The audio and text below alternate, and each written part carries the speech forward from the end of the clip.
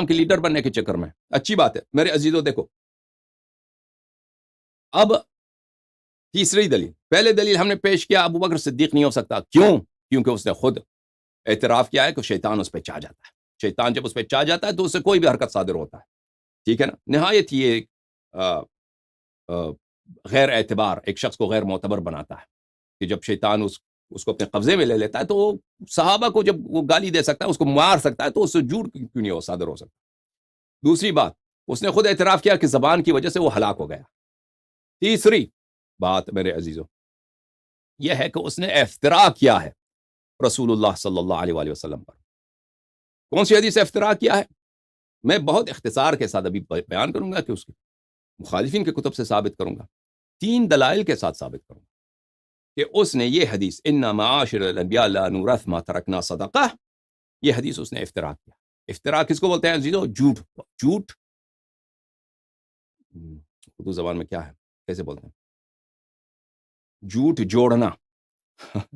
افتراء صرف جھوٹ کہنے کو نہیں بولتے. جھوٹ آپ اس کو ایسے گڑھیں, ایسے بنائیں, اس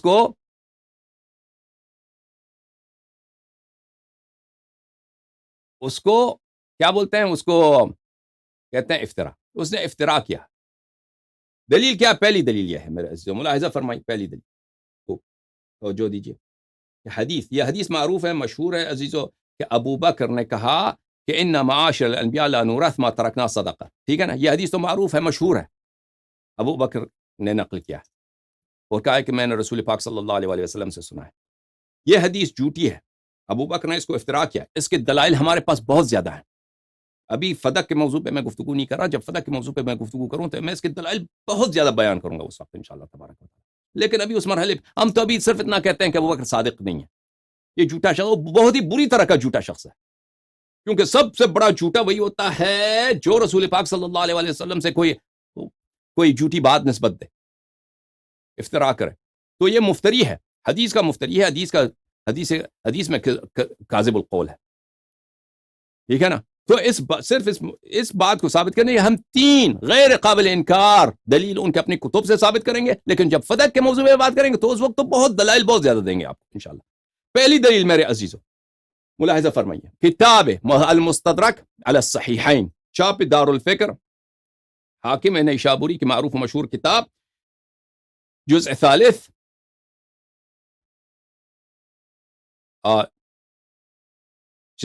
یہ کتاب چھپی ہے سنہ 2009 میں. بلکہ میں جلد نمبر 1 میں سے حاکم کی جلد نمبر 1 میں سے ایک جملہ میں آپ کو دکھاؤں کہ اس میں وہ کہتا ہے کہ میں نے بہت اہم جملہ ہے. جب حاکم کے کتاب کے متعلق بات کر رہا ہوں, مجھے 1 منٹ میں وہ دکھاؤں آپ کو کہ حاکم کے متعلق بات کر رہے ہیں کہ اس کی کتاب المستدرک علی الصحیحین ہے, کہ اس کے احادیث اسی طرح صحیح ہیں جیسے بخاری مسلم کے. آپ کو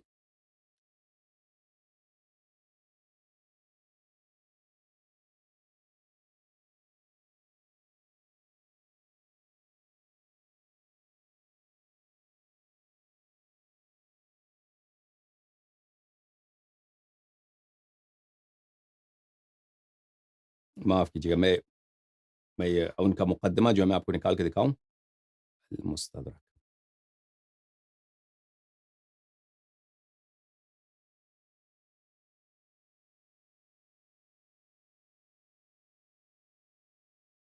ملاحظہ فرمائیے عزیزو, یہ مستدرک کا حاکم جزء نمبر 1 ہے, الجزء الاول. جزء اول میں مقدمہ دکھا کے پھر جزء نمبر اس کی طرف جاؤں گا, جزء 3 جلد کی طرف. چاپ دار الفکر 2009 میں دار الفکر میں چھپی ہے. کتاب المستدرک علی الصحیحین, یہ حاکم کا اپنا جو ہے مقدمہ ہے. الحمد للہ العزیز القہار العالم بالاسرار الذي اصطفى سید البشر محمد ابن عبد اللہ صلی اللہ علیہ وآلہ بنبوته ورسالته. اچھی بات ہے. یہاں پر اس کے بعد کہتے ہیں اس مقدمے میں, وقد سألني جماعة من أعيان أهل العلم بهذه المدينة وغيرها أن أجمع كتابا يشتمل على الأحاديث المروية بأسانيد يحتج محمد بن إسماعيل ومسلم بن الحجاج بمثلها. کہتے ہیں اس شہر کے فضلاء نے, نیشابور میں رہتے تھے, اور دوسری شہروں سے. یہ اپنے زمانے کے سب سے بڑے محدث تھے حاکم نیشابوری. میرے زمانے کے فضلاء مختلف شہروں سے انہوں نے مجھ سے استدعا کی ہے, مجھ سے گزارش کی ہے کہ آپ ایک ایسی کتاب تصنیف فرمائیں اور اس میں اس احادیث کو جمع کریں کہ اس کے اسانید اسی طرح حجت ہوں جس طرح بخاری و مسلم کے احادیث حجت ہیں, کہ اسانید اسی طرح کے احادیث ہوں کہ وہ جن اسانید سے بخاری اور جن احادیث سے مسلم حجت لاتا ہے اسی طرح وہ حجت ہوں. وَأَنَا أَسْتَعِينُ اللَّهَ عَلَى إِخْرَاجِ أَحَادِيثَ رُوَاتُهَا ثِقَاتٍ قَدْ احْتَجَّ بِمِثْلِهَا الشَّيْخَانُ أَوْ أَحَدُهُمَا وَهَذَا الشَّرْطُ شرط صحیح عند كافة فقهاء اہل الاسلام. کہتا ہے اب انہوں نے خواہش کی ہے تو میں اس خواہش کو پورا کرتا ہوں اور ایسی کتاب آپ کے سامنے پیش کرتا ہوں کہ اس کے تمام احادیث, اس کے سب رجال بخاری و مسلم کے رجال جیسے ہوں گے. نہ کہا کہ بخاری اور مسلم کے رجال ہوں گے, انہی جیسے اسی مرتبے پہ ہوں گے. کوئی ایسا ثقہ انسان ہے جس کی حدیث بخاری مسلم میں نہیں لیکن اسی بخاری مسلم کے رجال کے مرتبے پہ ہے, تو میں اس کا حدیث انہی احادیث کو صرف لاؤں گا اپنے اس کتاب میں. ٹھیک ہے, تو اب آتے ہیں, یہ فقرہ آپ نے دیکھا کہ حاکم کے نزدیک مستدرک کے جو احادیث ہیں وہ بخاری مسلم جیسے صحیح احادیث. اب المستدرک علی الصحیحین جزء ثالث, چھاپ دار الفکر بیروت لبنان, یہاں پہ ملاحظہ فرمائیے صفحہ نمبر 364 حدیث 364 حدیث نمبر 4789 عن سید المسلمین علی علیہ السلام قال قال رسول اللہ صلی اللہ علیہ وآلہ وسلم لفاطمہ سلام اللہ علیہ. حضرت رسالت پناہ صلی اللہ علیہ وآلہ وسلم نے اپنی پیاری بیٹی سید نساء عالمین سلام اللہ علیہ سے خطاب فرمایا اور یہ کہا ان اللہ یغضب لغضبک ویرضى لرضاک. اللہ سلام من اللہ علیہ. یا صدیقہ طاہرہ, رسول پاک صلی اللہ علیہ وسلم نے فرمایا ان اللہ, کہ اللہ ہے خالق السماوات والارضین, آپ کے غضب سے غضبناک اور آپ کے رضا سے اللہ تعالی راضی ہو جاتا ہے. ھذا حدیث صحیح الاسناد ولم یخرج. ہاں یہ حدیث صحیح الاسناد ہے, بخاری مسلم نے اس کی تخریج نہیں کی لیکن حدیث صحیح ہے. مزید سے ثابت کریں گے انشاءاللہ تبارک. المعجم الكبیر للحافظ ابی القاسم سلیمان ابن احمد الطبرانی, جزء اول, چھاپ مکتبہ ابن تیمیہ, صفحہ نمبر 108 حدیث نمبر 182. وہی حدیث سید المسلمین امیر المؤمنین علیہ الصلاۃ والسلام سے کہ رسالت پناہ نے حضرت صدیقہ طاہرہ صلی اللہ علیہما وآلہما سے فرمایا ان اللہ یغضب لغضبک ویرضی لرضاک. اللہ تعالی آپ کے غضب سے غضبناک, خوب یاد رکھیے, اللہ آپ کے غضب سے غضبناک اور اللہ آپ کی رضا سے راضی ہو جاتا ہے. حدیث نمبر 182, حاشیے میں کہا فی ہامش الاصل, مصنف نے اس کے حدیث کے حاشیے میں اس طرح لکھا تھا ھذا حدیث صحیح الاسناد. سلیمان بن احمد طبرانی نے اپنی کتاب کے حاشیے میں لکھا ہے یہ حدیث صحیح الاسناد ہے. وروی من طرق عن علی علیہ السلام, یہ حدیث کئی طرق سے مروی ہے. سبحان اللہ, یہ حدیث کئی طرق سے مروی ہے امیر المؤمنین علیہ السلام سے. رواہ الحارث عن علی وروی مرسلا, یہ اس کو حارث نے بھی روایت کیا ہے اور مرسلن بھی روایت ہوئی ہے. وَهَذَا الْحَدِيث أَحْسَنُ شَيْءٍ رَأَيْتُهُ وَأَصَحُّ إِسْنَادٍ قَرَأْتُهُ. یہ حدیث نہایت ہی صحیح ہے, اس جیسی صحیح حدیث میں نے دیکھا ہی نہیں ہے. سلیمان بن احمد طبرانی فرماتے ہیں اس جیسا بہترین حدیث, یہ حدیث احسن شیء رأیتو, بہترین حدیث ہے جو میں نے اپنی زندگی میں دیکھا, اس جیسا پیارا سند. اور اصح اسناد قرأتہ, اور صحیح ترین سند ہے جو میں نے دیکھا ہے, سب سے صحیح سند پورے احادیث میں. وہ سند کیا ہے ملاحظہ فرمائیے عزیزو, سند وہ یہ ہے. سند وہ کیوں ہے, ہاں کہ حسین ابن زید ابن علی، حسین ابن زید ابن علی زین العابدین سلام اللہ علیہ، روایت کرتے ہیں علی ابن عمر ابن علی سے، روایت کرتے ہیں جعفر ابن محمد الصادق سلام اللہ علیہ سے، روایت کرتے ہیں اپنے والد حضرت امام باقر علم الرحمن سلام اللہ علیہ سے، وہ روایت کرتے ہیں مولا حضرت امام زین العابدین سید الساجدین علیہ السلام سے، وہ روایت کرتا ہے ہمارے آقا شہنشاہ کربلا امام حسین علیہ السلام سے، وہ روایت کرتے ہیں امیر المؤمنین علیہ السلام سے۔ تو سند ایسی سند ہو تو آپ سلیمان ابن احمد کیوں نہ کہے؟ یہ بہترین سند ہے جو میں نے زندگی میں دیکھا ہے، وہ سب سے پیاری سند ہے، سب سے بہترین سند ہے، سب سے حسین سند ہے، جو سب سے صحیح سند ہے جو میں نے زندگی میں دیکھا۔ اور حدیث کیا ہے؟ ان اللہ یغضب لغضبی ویرضی لرضاک، سلام من اللہ علیہ۔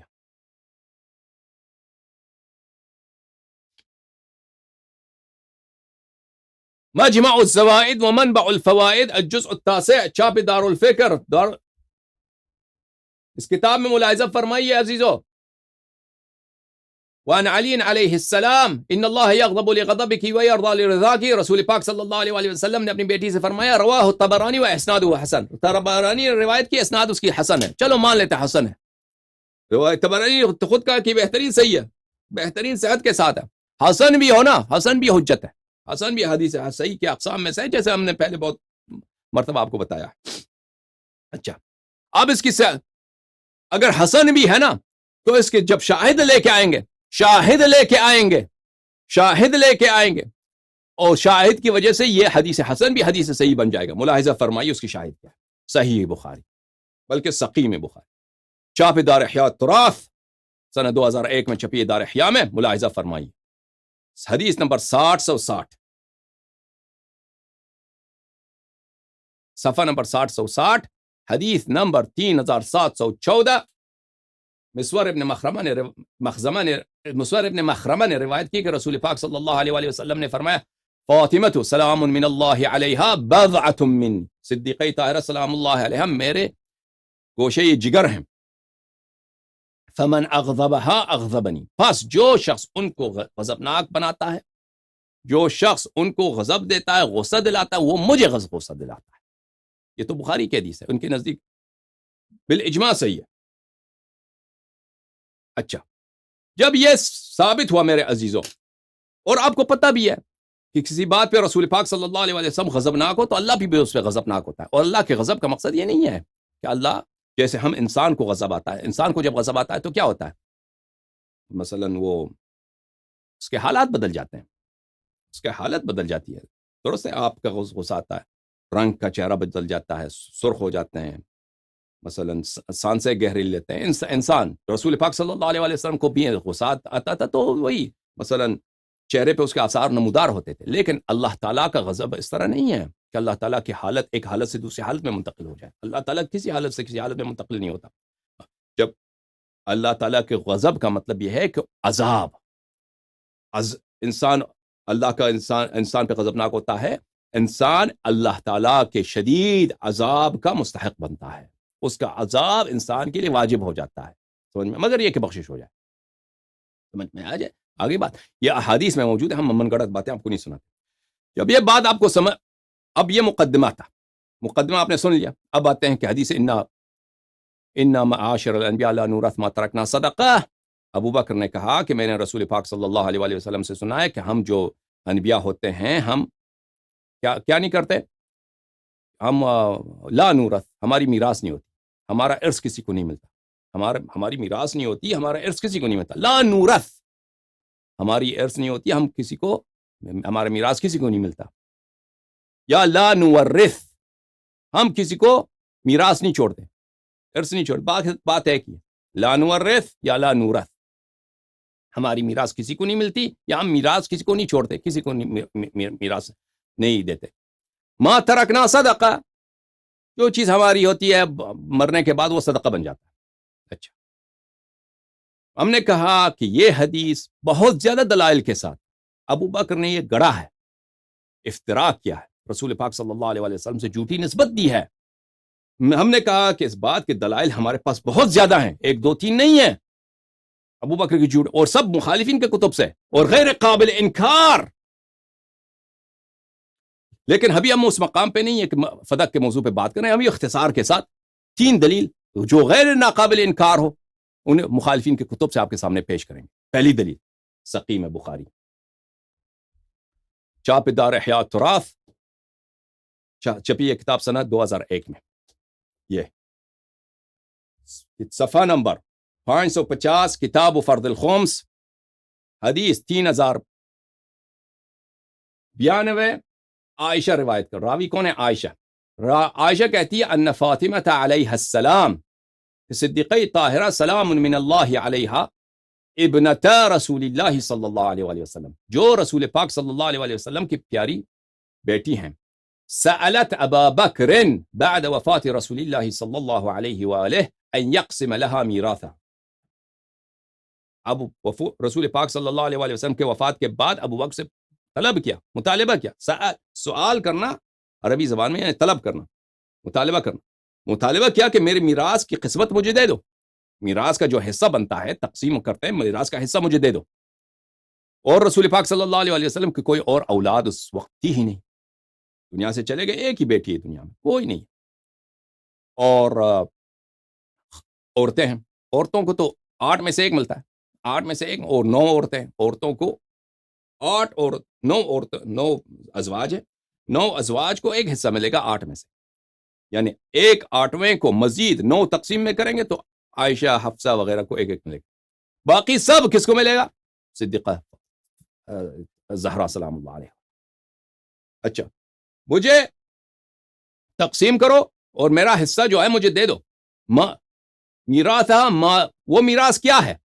وہ میراث کیا؟ یہ بدل یا عطف بیان. ما ترک رسول اللہ صلی اللہ علیہ وآلہ مما افاء اللہ علیہ، ان اموال میں سے جو رسول پاک صلی اللہ علیہ وآلہ وسلم نے پیچھے چھوڑا ہے، شہادت کے وقت پیچھے چھوڑا ہے، جو اللہ نے ان کو عطا کیا تھا، جو فے میں سے تھا. رسول پاک صلی اللہ علیہ وسلم کا ملک ہے، ان کی ذاتی ملک ہے، مسلمانوں کا نہیں ہے، جائیداد بیت المال کا نہیں ہے، ان کا جو ذاتی ملک ہے ان میں سے دے دو.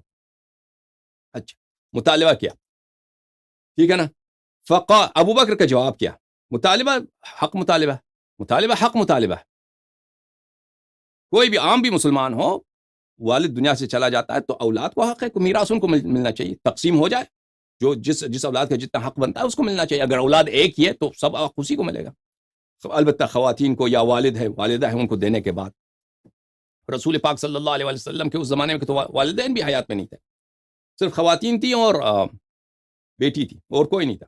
اچھا، تو مطالبہ کیا؟ ابو بکر نے کیا کہا؟ فقال، پس ابو بکر نے ان کے جواب میں کہا، ابو بکر نے ان کے جواب میں کیا کہا؟ فقال لها ابو بکر ان رسول اللہ صلی اللہ علیہ وآلہ وسلم قال، بے شک رسول پاک صلی اللہ علیہ وآلہ وسلم نے تو اس طرح کہا ہے، لا نورث ما ترکنا صدقہ، لا نورث، ہم میراث نہیں چھوڑتے، ہماری میراث نہیں ہوتی. سب کی میراث ہوتی ہے، ہاں، دنیا میں صرف ایک ہی، اس زمانے میں ایک ہی نبی تھے، باقی سب کی میراث ہوتی.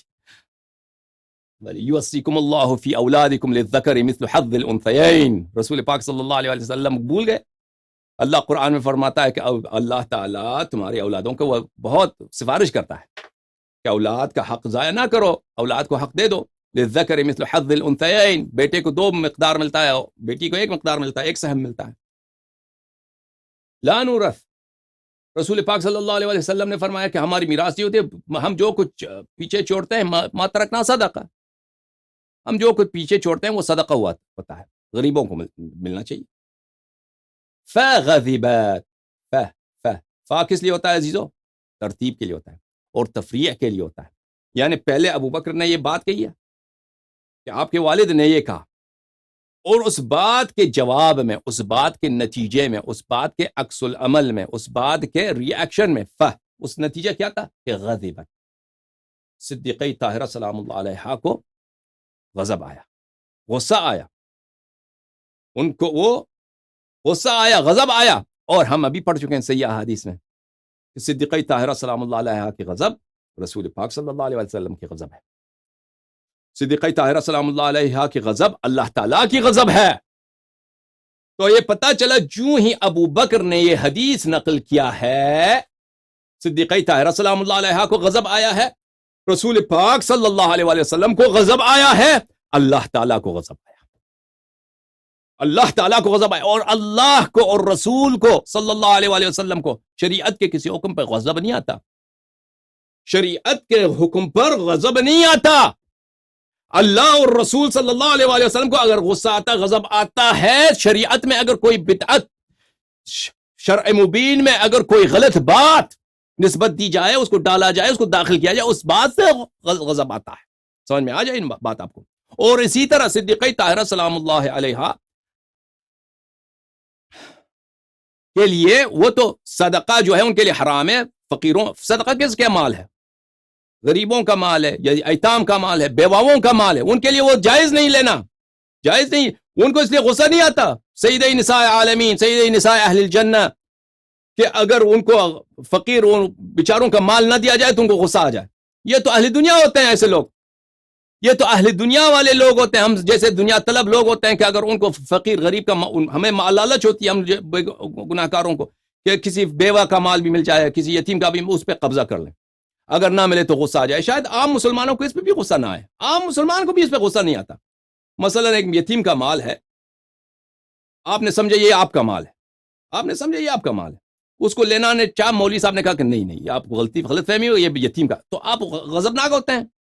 عام مسلمان اس مسئلے میں غضبناک نہیں ہوتا، عام مسلمان اس مسئلے میں خوش ہوتا ہے، واللہ کہتا ہے مولوی صاحب آپ نے اچھا کیا، میں تو یتیم کا مال کھانے لگا تھا، اچھا ہوا کہ آپ نے مجھے جہنم کے آگ سے آپ نے مجھے بچایا۔ بیوے کا حق ہے، کسی یتیم کا حق ہے، فقیر کا حق ہے، تو ہم اس کو لے لیتے ہیں، اس کو صرف کرتے ہیں، ہم یہ سوچتے کہ یہ ہمارا حق ہے اور یہ ہمارے لیے حرام ہوتا۔ یہ تو آپ کی مہربانی ہے۔ تو عزیزو، صدیقہ طاہرہ سلام اللہ علیہا کا غضب جو ہے، یہاں پہ ایک دلیل، واضح دلیل، غضب اللہ کی غضب ہے اور رسول صلی اللہ علیہ وسلم کی غضب ہے، مستقلاً ثابت ہو گیا کہ یہ جملہ جو ابو بکر نے کہا، اس کی وجہ سے اللہ کو غضب ہے، رسول صلی اللہ علیہ وسلم کو غضب ہے، صدیقہ طاہرہ سلام اللہ علیہ کو غضب ہے، یہ جھوٹی من گڑت ہے۔ سچی بات ہوتی تو ان کو اللہ کو غصہ نہ آتا، رسول صلی اللہ علیہ وسلم کو غضب نہ آتا۔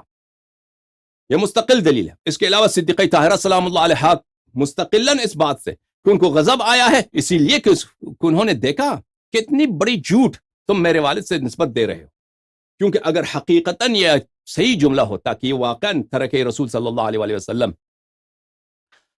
صدقہ ہوا کرتی، بی بی سلام اللہ علیہ کو کبھی غصہ نہ آتا، کیونکہ ان کو پتا تھا کہ میں قریب دنیا سے جانے والی ہوں، کیونکہ بخاری مسلم میں آپ نے حدیث دیکھا کہ رسول پاک صلی اللہ علیہ وسلم نے ان سے سرگوشی کی، نجوا کیا، نجوے میں یہ بتایا کہ آپ سب سے پہلے دنیا سے جانے والے میرے اہل بیت میں سے آپ ہیں، آپ مجھ سے ملیں گی، تو ان کو پتا تھا دنیا سے جانے والا ہوں۔ اس کے علاوہ وہ عام مسلمان بیوہ یتیم کا مال نہیں کھانا چاہتا، تو وہ کیسے؟ اچھا، مزید ملاحظہ فرمائیے عزیز۔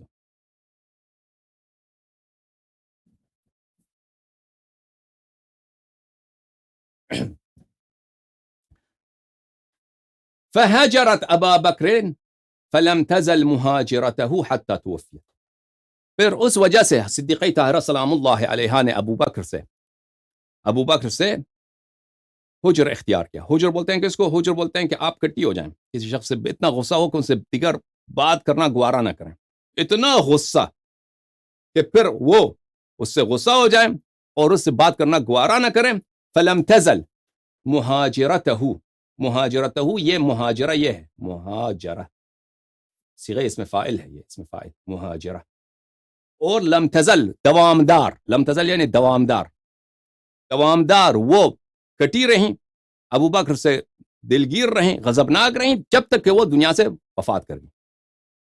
تو غصے کا یہ عالم تھا کہ یعنی صدیقہ طاہرہ ہمیشہ ابو بکر پہ اس جملے کی وجہ سے غضبناک رہیں، ان کے غصہ اللہ کا غصہ، ان کے غضب رسول پاک صلی اللہ علیہ وسلم کا غضب۔ تو یہ ثابت ہوا عزیزو، یہ ہمارا پہلا دلیل کہ ابو بکر نے یہ حدیث جھوٹی گڑی ہے۔ اگر سچی بات ہوتی تو بی بی سلام اللہ علیہ کو غصہ نہ آتا اور اللہ کو غصہ نہ آتا اور رسول صلی اللہ علیہ وسلم کو غضب نہ آتا۔ پہلی دلیل ہم نے کہا ہم 3 دلیل پیش کریں گے، دلائل ہمارے پاس بہت زیادہ ہے۔ دوسری دلیل عزیزو کہ ابو بکر کی یہ حدیث جھوٹی ہے، ابو بکر صدیق ہو ہی نہیں سکتا۔ یہ ابو بکر، جب ایک شخص دیکھیں، ایک شخص عام طور پہ جھوٹ بولتا ہے دنیا میں، مثلا کہتا ہے یہ مال میرا ہے، میں نے فلانے کو دیکھا اس نے فلان کام کیا، جھوٹ بولتا ہے، وہ تو اور بات ہے۔ ایک دفعہ آپ رسول اللہ صلی اللہ علیہ وسلم سے جھوٹ نسبت دیتے ہیں، وہ تو انسان جہنمی بن جاتا ہے. من کذب علی متعمدا فلیتبوأ مقعده من النار. جو شخص مجھ پہ جھوٹی کسی بات کا جھوٹی نسبت دے دیتا ہے تو اس کی جگہ ہمیشہ کے لیے جہنم میں ہے. دوسری دلیل میرے عزیزو سنو کہ ابو بکر نے خود اعتراف کیا. اللہ، ابو بکر نے خود اعتراف کیا کہ حدیث جھوٹی ہے. ابو بکر نے خود اعتراف کیا صحیح حدیث میں کہ یہ حدیث جھوٹی ہے. اس سے بھی اب بڑی بات کیا میرے عزیز ملاحظہ فرمائیں. مسند احمد ابن حنبل تحقیق احمد محمد شاکر، چھاپ دار الحدیث بالقاہرہ. یہ کتاب چھپی ہے صفحہ سنہ 1995 میں دار الحدیث میں. ملاحظہ فرمائیے یہاں پہ صفحہ نمبر 171 حدیث نمبر 14 یہاں کیا کہا؟ اسناد صحیح. نظر آ رہے آپ کو؟ یہ حدیث نمبر 14 ہے. حاشیے میں دیکھیں فٹ نوٹ میں. معاف کیجیے گا، حدیث نمبر 14 کہا اسناد صحیح. شیخ احمد محمد شاکر جو وہابیوں کے نزدیک بھی نہایت مانے گئے محقق ہیں، ان کی تصحیحات کو سب مانتے ہیں وہابی حضرات. اچھا، یہاں پہ روایت کرتے ہیں ولید ابن جمعی سے. ولید ابن جمعی رجال بخاری و مسلم، اور اس حدیث کے سب رجال بخاری اور مسلم کے رجال ہیں. ولید ابن جمعی جو ہیں وہ مسلم کے رجال میں سے، بخاری کے نہیں. یعنی یہ حدیث بشرط مسلم صحیح ہے. اس نے روایت کیا ابو طفیل سے، عامر ابن واثلہ ابو طفیل،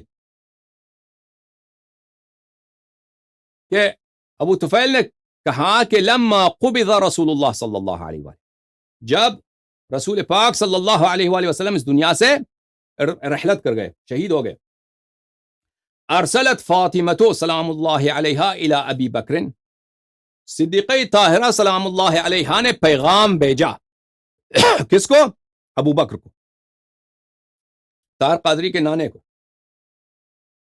پیغام بھیجا انت ورثہ. یہ انت دیکھیں عزیزو، انت جب اس طرح سوال میں لکھا جاتا ہے انت، تو یہ آنتا اس کو پڑھنی چاہیے، آنتا مد کے ساتھ آنتا، کیونکہ اس میں ایک انت حمزہ جو ہے انت کا ہے، اس میں ایک حمزہ استفہام ہے، تو یہ آپس میں ادغام کر جاتے ہیں، یہ آنتا بن جاتا ہے. آنتا آنتا ورث رسول اللہ صلی اللہ علیہ وآلہ ام اہلہ، آنتا ورث رسول اللہ صلی اللہ علیہ وآلہ ام اہلہ. صدیقہ طاہرہ سلام اللہ علیہا نے ابو بکر کو پیغام بھیجا کہ کیا تو ابو بکر، کیا تو رسول اللہ صلی اللہ علیہ وآلہ وسلم سے تجھ کو میراث ملتا ہے یا اہل بیت کو؟ جواب دے دے. کیا رسول اللہ صلی اللہ علیہ وآلہ وسلم کی میراث، ان کا ارث آپ کو ملتا ہے یا ان کے اہل کو ملتا ہے؟ قال فقال لا بل اہلو. ابو بکر نے کیا کہا؟ ابو بکر نے کیا کہا؟ ابو بکر کہ نہیں جی اہل بیت، ان کے اہل بیت کو ارث ملتا ہے. ٹھیک ہے نا؟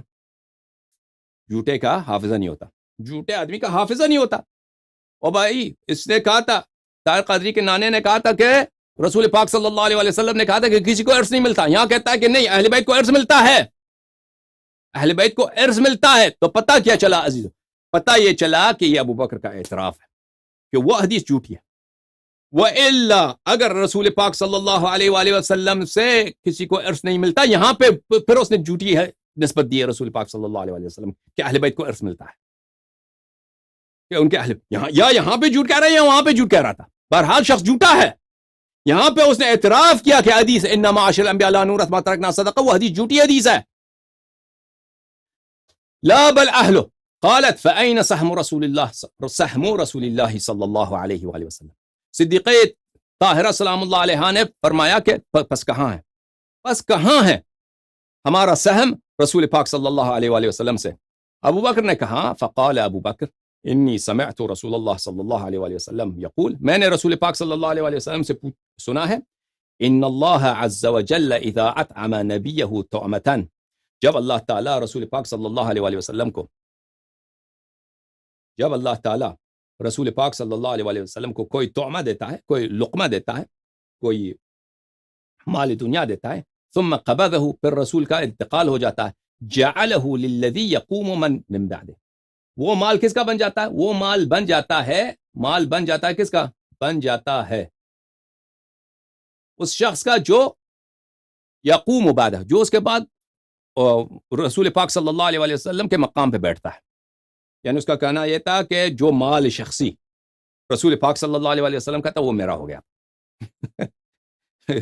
یعنی صدیقہ طاہرہ سلام اللہ علیہ نے بیت المال تو ابو بکر سے نہیں مانگا ہے، اس نے رسول پاک صلی اللہ علیہ وسلم کے جو شخصی اموال تھے، جو اس کے اپنے ذاتی اموال تھے، جائیداد ہے، باغ ہے، جو کچھ ہے، ان کا طلب کیا. والد ہیں ان کے، دنیا سے گئے، دے دو. تو ابو بکر نے کہا تو میں نے رسول پاک صلی اللہ علیہ وسلم سے یہ سنا. ایک دفعہ کہتا ہے کہ اہل بیت کو ارث ملتا ہے، پھر کہتا ہے نہیں جی میں نے ان سے سنا ہے کہ کس کو ملتا، وہ کس کو چلا جاتا ہے، صدقہ ہوتا ہے. پھر کہتا ہے نہیں میں نے سنا ہے کہ وہ اس شخص کو ملتا ہے جو اس کے بعد خلیفہ بنتا ہے. او بابا طاہر قادری کے نانا، اگر رسول پاک صلی اللہ علیہ وسلم یہ حدیث نقل کرنے کے بجائے تو نے کیوں نہیں پوچھا کہ آپ کا جانشین کون ہے؟ جانشین آپ کا کون؟ آپ تو کہتے ہیں کہ خلافت پہ نص نہیں ہے، خلافت پہ نص نہیں ہے. اگر خلافت پہ نص، عجیب جملہ ہے، خلافت پہ نص نہیں ہے.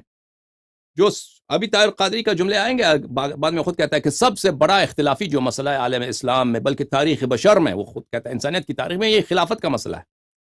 طاہر قادری خود کہتا ہے اس پہ کوئی بیان نہیں ہے رسول پاک صلی اللہ علیہ وسلم پہ. بیان اگر ہے تو اس بات پر ہے کہ اگر مال رسول پاک صلی اللہ علیہ وسلم ہے تو کس کو جائے گا؟ ہاں خلیفے کو جائے. اب خلیفہ کون ہے اس کے بعد یہ نہیں بتایا. مال کس کو جانا چاہیے؟ جو رسول پاک صلی اللہ علیہ وسلم کے مقام پہ بیٹھے گا اس کو ملے گا. یہ بتایا، لیکن وہ کون بیٹھے گا یہ نہیں بتایا. عجیب ہے. بتانا تو پہلے یہ چاہیے تھا کہ مقام پہ کون بیٹھے گا، پھر مال کس کو ملے گا نا. اور یہ مال اس کو ملے گا جو رسول پاک صلی اللہ علیہ وسلم کے مقام پہ بیٹھے گا. یہ بتانا کس کو چاہیے تھا؟ زہرا سلام اللہ علیہ کو کہنا چاہیے تھا. ٹھیک ہے نا. ابو بکر کو بتانے کی کیا ضرورت ہے؟ کیونکہ جس شخص کو سب سے زیادہ سہم ملے گا، رسول پاک صلی اللہ علیہ وسلم دنیا سے گئے، اولاد تو کوئی نہیں ہے، صرف ایک بیٹی ہے صدیقہ طاہرہ سلام اللہ علیہ، اور 8 عورتیں ہیں، 9 عورتیں، معاف کیجیے، 9 خواتین ہیں، ان کے ازواج ہیں. ازواج کو 8 میں سے سب 9 کے 9 کو 8 میں سے ایک ملے گا. یعنی 8 ایک 8واں جو ہے کیا 15% ہے. 15% کو آپ 9 میں تقسیم کریں، 1.5% سے بھی کم بنتا ہے. یعنی عائشہ کو، حفصہ کو، میمونہ کو، سودا کو، ہر ایک کو 1.5% ملے گا. باقی سب 8 میں سے 7 حصے کس کو ملیں گے؟ صدیقہ طاہرہ سلام اللہ علیہ کو ملیں گے. کہنا تو ان سے چاہیے تھا، وصیت کرنی چاہیے تھی رسول. اگر یہ حقیقت ہے کہ ہماری کوئی میراث نہیں ہوتی، تاکہ صدیقہ طاہرہ سلام اللہ علیہ مطالبہ بے جا مطالبہ نہ کریں. صدقہ ان کے لیے حرام ہے، فقیر بیچارے کا حق اس پہ قبضہ نہ ہو جائے ان کا. یا مثلا اگر ابو بکر کا حق بنتا ہے تو ان کو بتانا چاہیے تھا کہ آپ مطالبہ نہ کرو، یہ میرے بعد جو خلیفہ ہوگا اس کا حق، اس کو نہیں بتایا. عجیب ہے، ابو بکر کو بتایا. ٹھیک ہے نا. اس کے جھوٹے ہونے کے دیکھیں، ایک دفعہ کہتا ہے کہ مال جو رسول پاک صلی اللہ علیہ وسلم کا شخصی مال ہے وہ کسی وارث کو نہیں ملتا، سب فقراء کے لیے صدقہ ہے. ٹھیک ہے نا. ایک دفعہ کہتا ہے کہ نہیں، اہل بیت کو ملتا ہے، لیکن اس نے پیغمبر صلی اللہ علیہ وسلم نے کہا کہ مال ان شخصی ان کا کس کو ملتا ہے؟ جو خلیفہ ہوتا ہے ان کے بعد اس کو ملتا ہے. تو اس کے جھوٹے ہونے کا واضح ثبوت ہے عزیزو. کس نے؟ کہ اس نے ایک دفعہ کہا کہ اہل بیت کو ارث نہیں ملتا، دوسری دفعہ اس نے کہا کہ اہل بیت کو ارث ملتا ہے. اور یہ بھی جملہ عزیز سنو کہ یہ خود یہ، اب میں آئندہ فدق کے متعلق جب بات کروں گا آپ سے واضح بیان کروں گا کہ یہ رسول پاک صلی اللہ علیہ وسلم کے عصمت کے خلاف ہے، ان کی شان رسالت کی نقص ہے کہ بیٹی ان کی سیدۃ نساء العالمین ہے. سب دنیا والوں کے لیے رسول پاک صلی اللہ علیہ وسلم انہوں نے تبلیغ کی ہے کہ ہر مسلمان جو 3 دن گزر جائے اس کی وصیت نہ ہو، وہ دنیا سے چلا جائے، کتنا گناہ گار ہوتا ہے، ہر پہ وصیت لگنا واجب ہوتا ہے. دنیا میں ایک فرد ہے ابو بکر کے قول کے مطابق جو اپنے والد سے اس کو نہیں مل سکتا، میراث نہیں مل سکتا. سب کو مل سکتا ہے، صرف بیٹی. ایک ہی تاریخ ہے اسلام میں ایک شخص ہے جس کو اپنے والد سے میراث، وہ کون ہے؟ صدیقہ طاہرہ سلام اللہ علیہ. تو اس کو کیوں نہیں بتایا؟ حالانکہ قرآن کا حکم ہے قوا انفسکم واہلیکم نارا وقودها الناس والحجارہ. قوا انفسکم واہلیکم نارا وقودها الناس والحجارہ.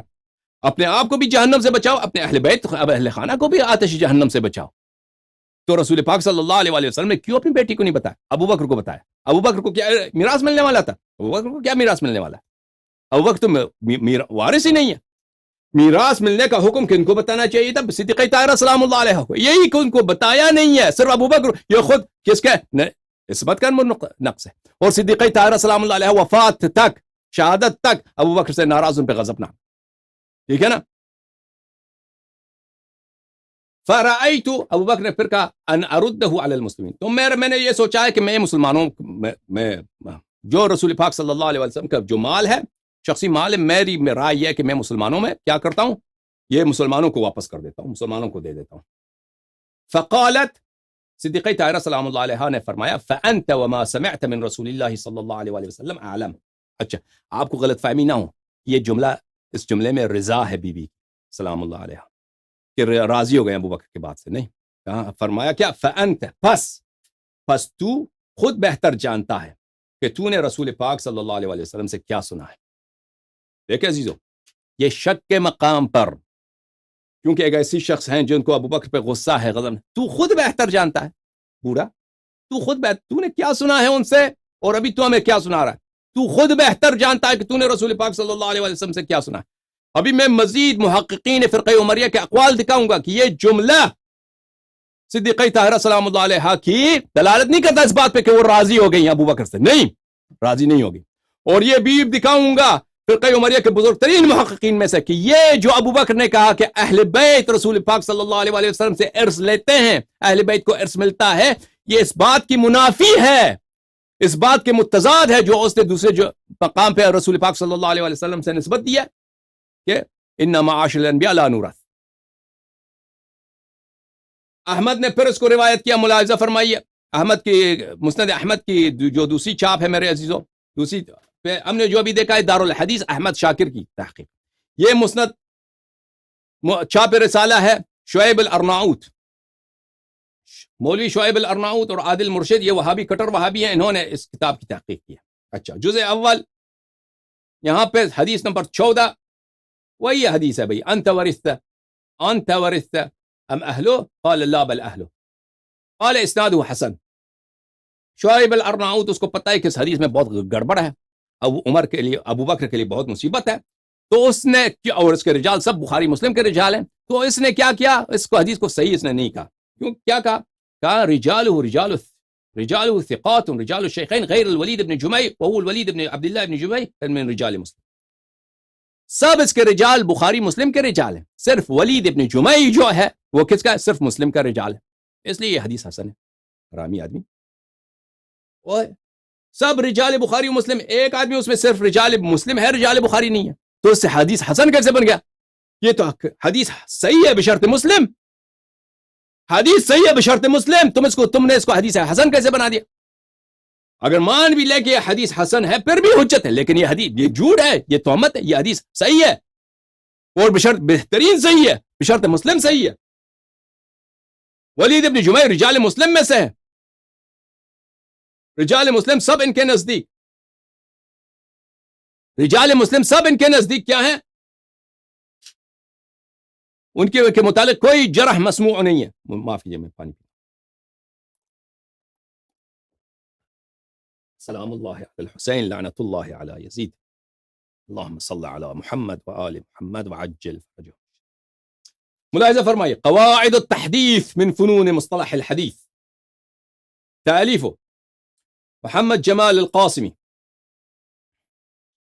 چاپ مؤسسۃ الرسالہ ناشرون، سنہ 1425 میں چھپی ہے کتاب. ملاحظہ فرمائیے صفحہ نمبر 312، المسألۃ الرابعہ تجریح بعض رجال الصحیحین لا یعبأ بہ. رجال صحیحین کے متعلق اگر کوئی جرح وارد بھی ہو تو اس کی کوئی پرواہ نہیں ہے، پرواہ نہیں، مسموع ہی نہیں ہے کوئی. اگر آپ رجال صحیحین کو ثابت کریں کہ یہ فاسق تھے، شرابی تھے، کافر تھے، مروان ابن الحکم ہے، رسول پاک صلی اللہ علیہ وسلم نے فرمایا اللہم العن الحکم وما ولد، اے اللہ تو لعنت، صحیح حدیث میں ثابت ہے، رسول پاک صلی اللہ علیہ وسلم نے فرمایا کہ حکم کو لعنت کر، اس کے اولاد کو، نسل کو لعنت کر. ملعون ہے مروان ابن الحکم، ملعون، لیکن ان کا خلیفہ ہے، ان کا امیر المؤمنین جماعت کا، وہ رجال بخاری میں سے. دیکھیں کیا کہتے ہیں، اس سے بڑا جرح کیا ہے عزیزو؟ اس سے رسول پاک صلی اللہ علیہ وسلم کی لعنت سے، اللہم العن حکم وما ولد، اس سے رسول پاک صلی اللہ علیہ وسلم کی لعنت سے، اس سے بڑا کوئی جرح ہے دنیا میں؟ یہ کہہ رہا، لیکن ان کو پرواہ نہیں ہے کیونکہ وہ رجال بخاری مسلم میں سے۔ ان تجیح بعض رجال الصحیحین لا یعبأ بہ، صحیحین کے رجال کی اگر جرح بھی ہو تو اس جرح کی ہمیں پرواہ نہیں ہے۔ محتج البخاری ومسلم به من جماعة علم الطعن فيهم من غيرهم محمول على أنهم لم يثبت الطعن المؤثر مفسر السبب۔ کہتے ہیں اگر بخاری مسلم کے رجال میں سے ہمیں پتہ ہے کہ ان میں سے ایک جماعت ہے، بہت بڑی جماعت ہے، من جماعت، ایسے ایک جماعت ہے کہ ہمیں پتہ ہے کہ وہ مطعون ہے، ان کی طعن کی گئی ہے، دوسروں نے ان کی طعن کی گئی کہ کیسے ہیں، بلکہ خود بخاری مسلم بہت مطعون ہے، بخاری مسلم خود بہت مطعون ہے، ان پہ کفر کا دبا ہے، کفر کی حد تک دبا ہے عزیزو، یہ کوئی چھوٹی بات نہیں ہے، ابھی وقت نہیں ہے کہ میں آپ کو بتاؤں۔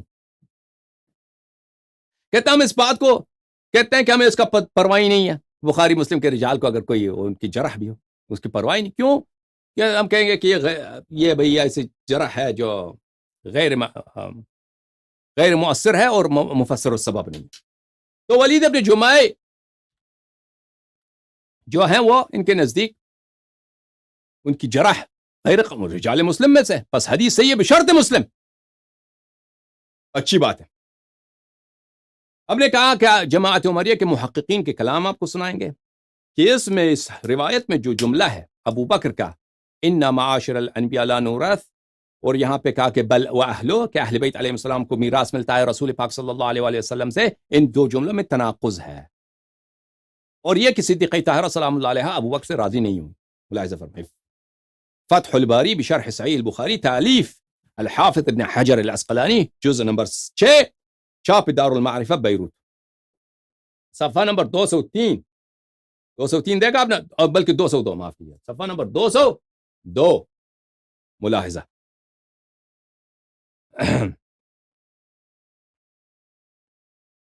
قالت، صدیقہ طاہرہ سلام اللہ علیہا نے ابو بکر سے کہا فأنت وما سمعته، فأنت، ابو بکر نے حدیث نقل کی کہ رسول پاک صلی اللہ علیہ وسلم کا جو مال ہوتا ہے وہ خلیفے کو ملتا ہے، تو بی بی سلام اللہ علیہا نے کیا فرمایا، کہا کہ فأنت وما سمعته، تو نے جو کچھ رسول پاک صلی اللہ علیہ وسلم سے سنا ہے تو خود بہتر جانتا ہے کہ تو نے کیا سنا ہے، تو خود بہتر جانتا ہے کہ تو نے کیا سنا ہے۔ دیکھیں اس کو آپ اس کا مطلب نہ رہیں کہ وہ راضی ہیں۔ ابن حجر عسقلانی فرماتے ہیں وَلَا يَدُلُّ عَلَى الرِّضَا بِذَلِكَ،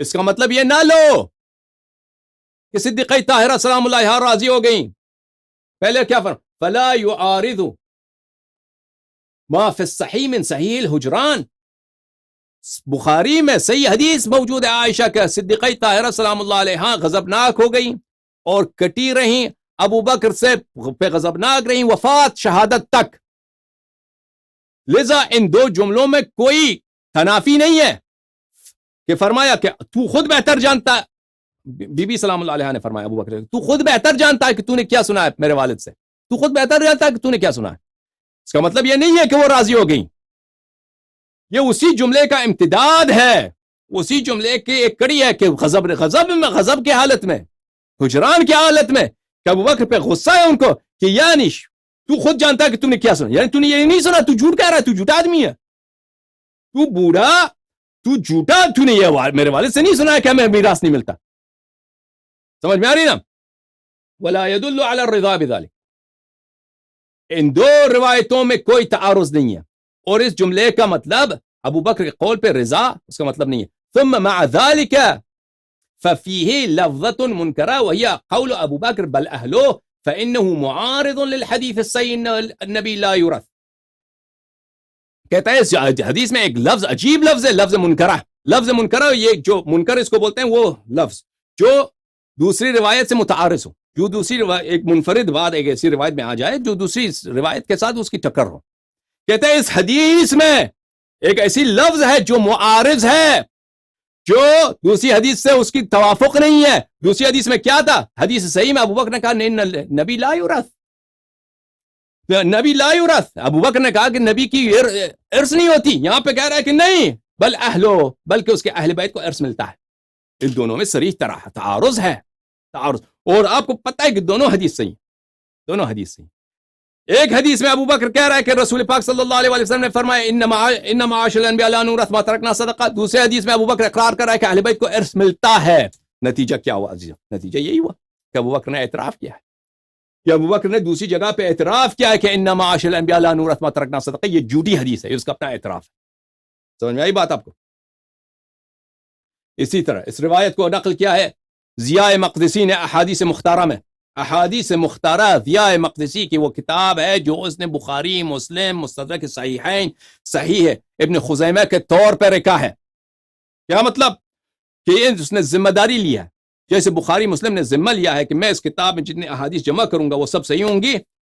احادیث مختارہ جو ضیاء مقدسی کی ہے، اس نے بھی بہت بڑا محقق محدث جماعت فرقہ عمریہ کی، اس نے بھی ذمہ لیا ہے کہ صرف صحیح احادیث کو جمع کرے، 2 سند کے ساتھ لے کے آیا احادیث مختارہ ضیاء مقدسی صاحب کی۔ اچھا، چھپا ہے سنہ 1421 میں، دار الخضر للاتباع، بیروت لبنان میں ایک کتاب چھپی ہے۔ ملاحظہ فرمائیے یہاں پر کہہ رہا ہے کہ یہ احادیث وہ ہیں جو بخاری مسلم میں نہیں ہیں، اور میں ان کو نقل کر رہا ہوں۔ ربما ذکرنا باحادیث باسانید جیات، اور کہتا ہے بعض ایسے احادیث بخاری میں ہیں جو بخاری نے اس کو اس طرح سند کے ساتھ جس طرح لانا چاہیے تھا نہیں لایا، اس نے معلق لے کے آیا، لیکن میں اس حدیث کو جو بخاری صحیح سند کے ساتھ نہیں لے آ سکا، معلق لے کے آیا، میں اس کو صحیح لے کے آؤں گا۔ اچھا، یہ کہہ کر اب آتے ہیں یہاں پہ صفحہ نمبر 129 پر، کہ اس نے ذمہ لیا ہے کہ یہ حدیث صحیح ہے، اور سب ان کے علماء کے بہت سارے علماء نے شہادت دی ہے، ذہبی نے، بہت ساروں نے شہادت دی ہے کہ ضیاء مقدسہ کی جو احادیث مختارہ ہیں یہ سب صحیح احادیث ہیں۔ سمجھ میں آ رہی ہے بات عزیزو؟ یہاں پہ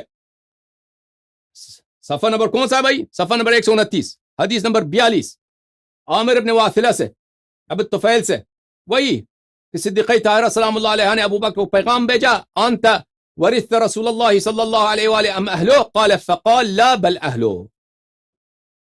صدیقہ طاہرہ سلام اللہ علیہ نے ابو بکر سے پوچھا کیا تجھے ارث ملتا ہے رسول پاک صلی اللہ علیہ وآلہ وسلم کو یا اہل بیت کو؟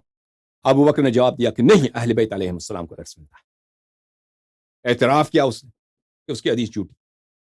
پھر یہاں پہ محقق نے بھی کہا اس کتاب کے اسناد صحیح، کہنے کی ضرورت ہی نہیں تھی کیونکہ خود مصنف نے ذمہ لیا ہے کہ حدیث صحیح ہے۔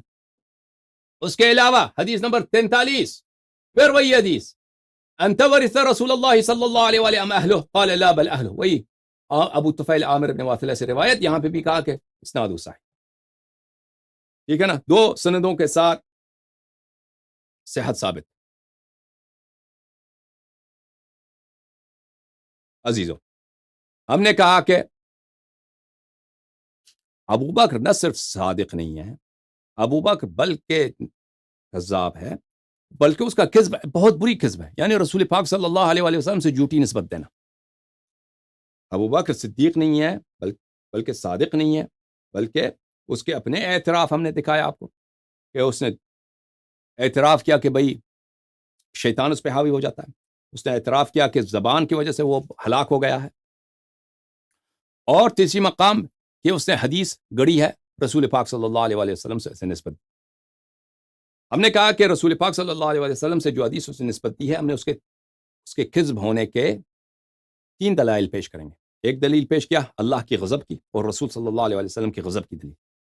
دوسری دلیل ہم نے پیش کیا کہ ابو بکر نے خود اپنے آپ کو جھٹلایا ہے، اس نے اعتراف کیا کہ اس کی حدیث جھوٹی ہے، نمبر 2۔ نمبر 3 دلیل کیا ہے؟ دلائل ہم نے کہا اس کے ہمارے پاس بہت زیادہ ہیں عزیزوں۔ دلیل نمبر 3 وہ ہے کہ حضرت امیر المؤمنین علیہ السلام نے ابو بکر سے خوب سنا کہ ابو بکر نے کہا کہ انا معاشر الانبیاء لا نورث ما ترکنا صدقہ۔ عباس نے بھی سنا کہ ہم معاشر انبیاء جو ہیں، ہم انبیاء کی یہ ان کے لیے حکم خاص یہ ہے کہ ان کے اہل بیت کو ورث نہیں ملتا، جو بھی ان کا ترک ہے وہ صدقہ بن جاتا ہے۔ ابو بکر سے یہ سنا، لیکن اس کے باوجود عمر کے زمانے میں عمر سے مطالبہ کیا کہ ہمیں ارث دے دو رسول پاک صلی اللہ علیہ وسلم۔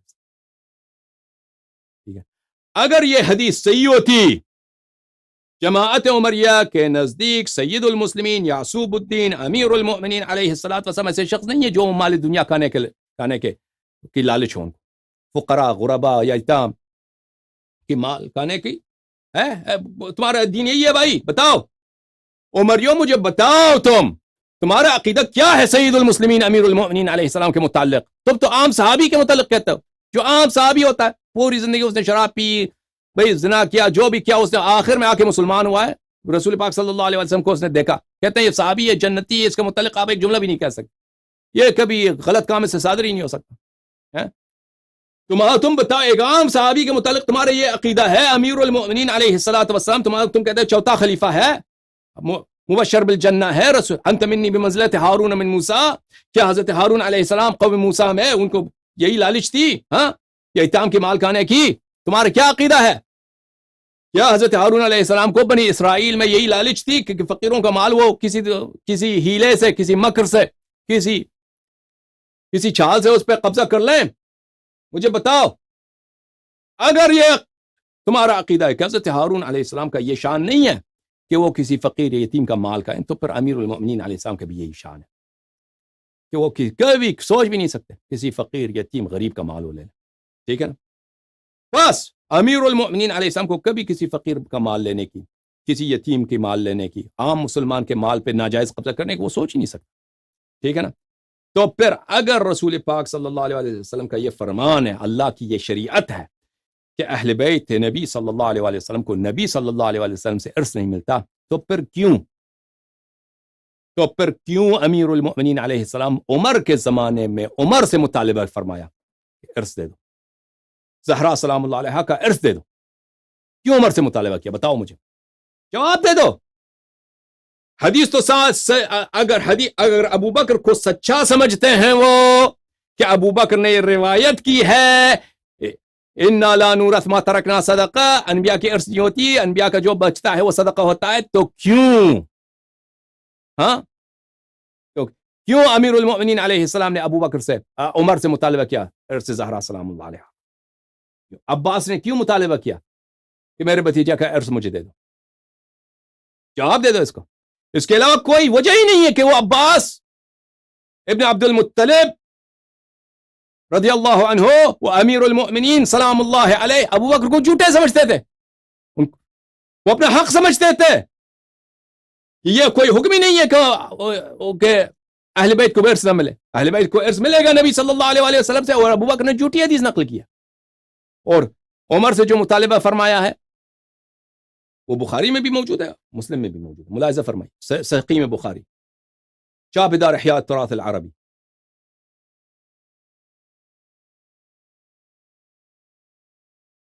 چھپا ہے کتاب سنہ 2001 میں. ملاحظہ فرمائی کتاب فرض الخمس، صفحہ نمبر 551، حدیث نمبر 3094. یہ روایت ہے، بہت طویل روایت ہے.